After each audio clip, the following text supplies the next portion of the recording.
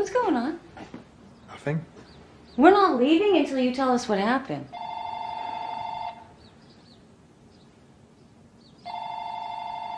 No, don't answer that. Why not? Just don't. Give it to me. Well, tell me. I can't. Well, if you don't, I'm going to answer. Don't! He told me not to involve the police. Who did? The kidnapper. He took Marcus and Pella, and he told me he'd kill them if I involved the police. Better answer then. Hello? You alone? Yes. Tell me, what are you wearing? Hi. How you doing? It's me, yeah. Okay, we can just talk now. Kidnappers. Reading people is the stuff that you thought your psychology class would teach you. The ability to read, influence or persuade people at will. Instead, you found out that in class there were no real strong people reading techniques. Let's be honest, world governments don't want to train their population to be more observant or cunning. Reading people is the weapon of choice of the powerful and the elite. You won't be able to easily lie to or manipulate a person who is good at reading people. They can easily see through everyone's intentions. Being able to read a person is a must if you want to gain any significant power, as making a deal with the wrong person will significantly reduce your power. Reading a person isn't as simple as looking at eye contact or body posture. It runs much deeper than that. If you want to be able to read, persuade or even manipulate people successfully, you must nurture these 6 skill sets. The first skill set is to master subtextual communication. Your mind's perception for the unseen must be sharp. You must understand people's words and actions on multiple levels. Communication is multi-layered. You should always understand what is being said, what is truly meant, and what may possibly be implied. To practice this, try and analyze the people around you. This can be your friends, family, or whoever. You're just going to observe them. Take notice of their words and much closer to their actions. Try to figure out what their values are and what drives them, then predict their future moves. Just like a poker player studies his opponent's every move, every bluff he gets a sense of how that player thinks, to a point where he can accurately predict his opponent's next move. Write down your targets and specify what they value. For example, a very kind-hearted person may value honesty and integrity and despise manipulators. A loud extroverted person may value an introverted person who listens to him and despise other extroverts who talk over him. When you understand what makes people tick, you can manipulate them. When you understand what makes you tick, you know how you can be manipulated. Okay, well, I'm going to see you, and then I will raise you.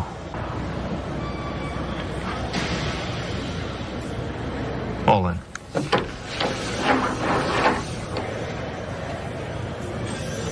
You know, Puss, when you bluff, you have a real obvious tell. When I reached to tug in my ear but stopped myself, that tell? Yeah. Oh, bam! Straight flush.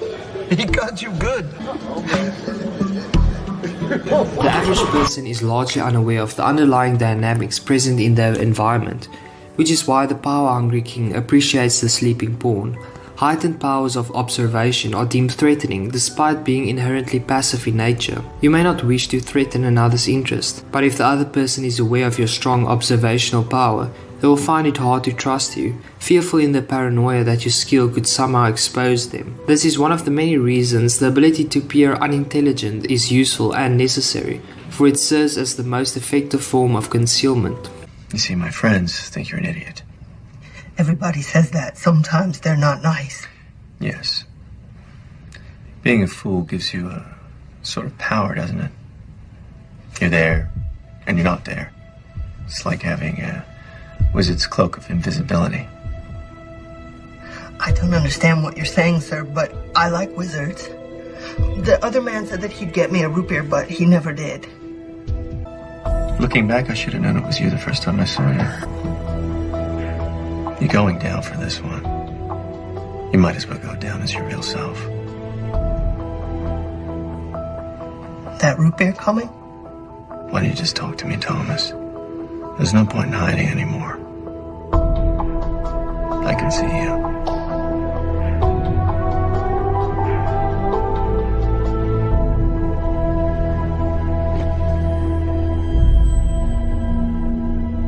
What do you want to know?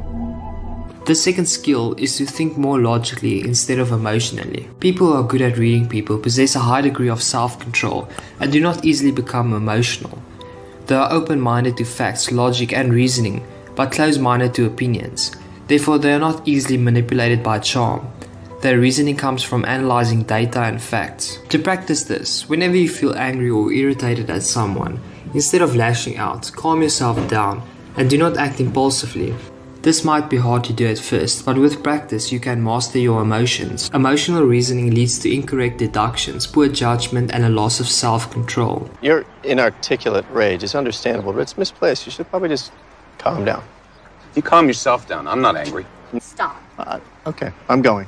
Nice to see you. Watch this one. He's a hothead. I am sorry. He does that. I'm not angry. I believe you. I just think you people should be in jail, not out working cases. That's right.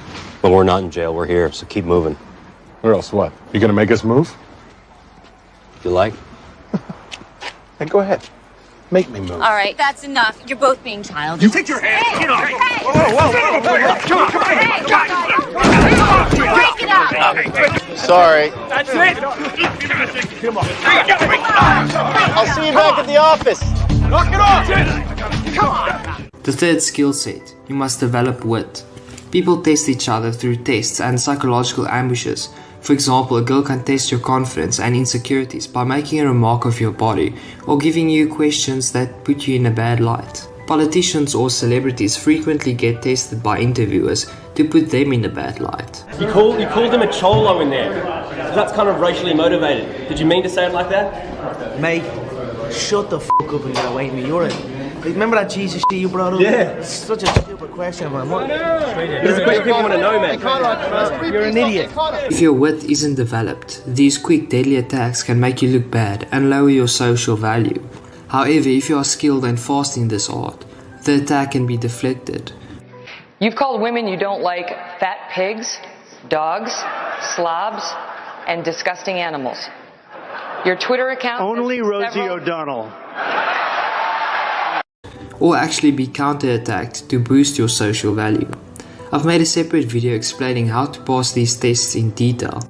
To practice this, you can get into light-hearted banter with your friends, or you can just get into more debates with people. Experience is key. The fourth skill set, emotional intelligence. Empathy is very important to develop emotional intelligence. You must be able to put yourself in the other person's shoes. You must be able to feel what they feel, think like they think, to be able to fully become that person in a split second and embrace all their views. People with low empathy cannot do this, as they can only think from their own viewpoint. When you're able to do this, you have immense power because you know exactly how the people who stand in your way think. To quote Orson Scott, "In the moment when I truly understand my enemy, then in that very moment I also love him." It's impossible to really understand someone, what they want, what they believe, and not love them the way they love themselves. And then, in that very moment when I love them, I destroy them. The fifth skill set is cold reading. You must develop the ability to cold read. You can practice this ability by gathering data on a person and then making a theory as to what you have rationalized. You can then find out by the person if what you have rationalized is true or not. It's okay to make mistakes. You learn by making mistakes. May well be that one of you is the murderer. If that's so, I'm gonna find out who. Neil, what's the worst mistake you've ever made? Quick. First marriage. Good answer. Why so nervous? I'm not. You. Your name? Candace. Candace. I like that name. Here. Thank you. Hey. It's okay, I'm a consultant. Take my advice, forgive your mother. Maybe the headaches will stop. I love my mother. Oh, I'm wrong. Ignore my advice. It is important to first gather enough data before you make a theory, because when you first make a theory without enough data, your deduction will be unreliable. For example, when you see a person wearing a sports jersey, you can rationalize that this person must like sports. Instead, the person could just like the jersey, or someone got it for him as a present. Therefore, you must first gather enough data to make sure you make an accurate deduction.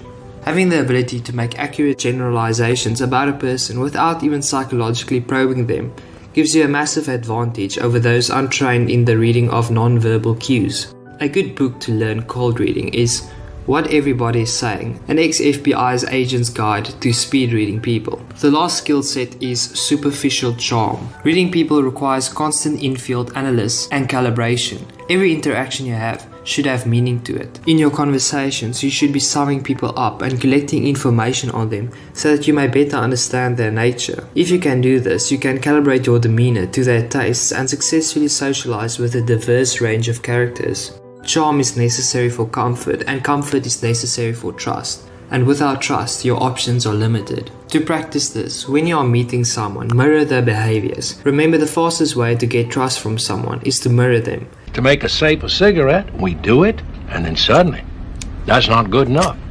Might as well be living in Russia. Damn straight.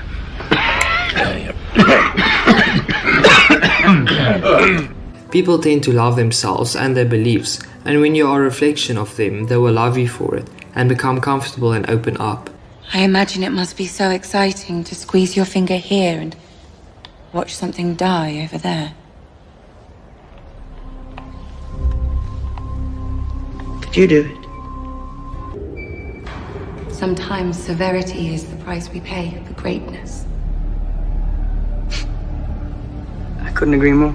For example, you wouldn't act the same way around teenagers the way you act around older people. You should always adjust your behavior to the new group you're in. When you have established yourself in the group, you can then direct and influence the group as you please. If you want to learn more about Machiavellianism, I recommend reading The 48 Laws of Power by Robert Greene. I have made an animated version of the laws with movie cutscenes to explain the laws in more detail. 5 of the laws are on my YouTube channel that you can watch for free. The rest are on Gumroad, a website where you can buy and download the laws for $20. I added a link in the description and comment section. Thanks for watching.